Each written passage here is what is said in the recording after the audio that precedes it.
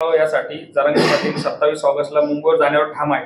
26 तारखेपर्यंत सरकारने मराठा समाजाच्या मागण्यांचा विचार करावा असे ते म्हणाले. तसेच मराठा उपसमितीचा अध्यक्ष बदलणे म्हणजे नादी लावण्याचा आम्हाला खेळ आहे. जरांगे पाटील यांच्या 27 ऑगस्टच्या उपोषणावर ठाम आहेत.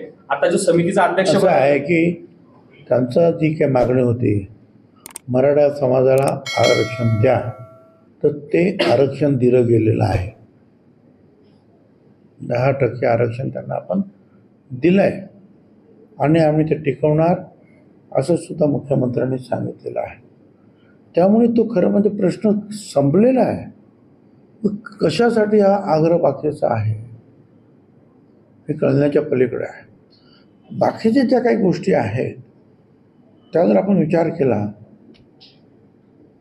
मग सारथी, बार्टी, महाज्योती हे वगैरे सगळे, तर सारथीच्या माध्यमातून जे आहेत ज्या गोष्टी मिळालेल्या आहेत त्यापेक्षा कित्येक कमी गोष्टी ज्या आहेत आज महाज्योतीच्या वाट्याला आलेल्या आहेत.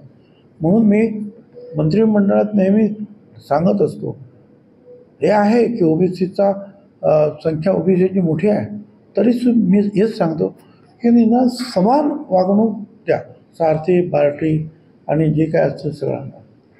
कारण विद्यार्थ्यांना कळत नाही की हे पैसे कोण देतं, काय देते.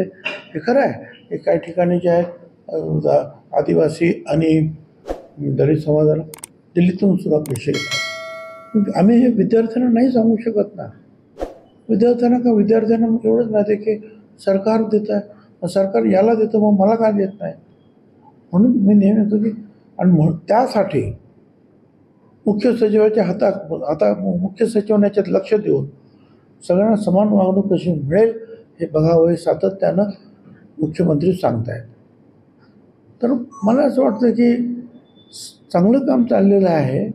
मराठा विद्यार्थ्यांचे सुद्धा प्रश्न, राहण्याचे प्रश्न जर राहायला नसेल तर वर्षभरामध्ये 60-70 हजार रुपये त्यांना देणं, अशा अनेक गोष्टी ज्या आहेत ह्या सोडवल्या जात आहेत.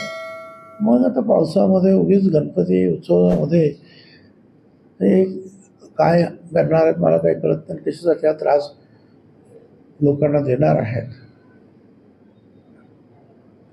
पण त्यांचं जर हेच म्हणणं असं की ओबीसीमध्येच पाहिजे, तर आम्ही हेच सांगू की भाई ओबीसीमध्ये एक तर 4 आयोगाने नाकारलेला आहे तुम्हाला घेण्यासाठी आणि सुप्रीम कोर्टाने फार मोठं जजमेंट दिलेलं आहे की यांना ओबीसी करता येणार नाही.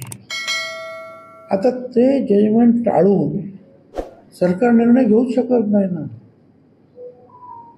जे होणार नाही कायद्यानं तेच मला पाहिजे असं किती जरी म्हटलं तरी कसं काय होईल.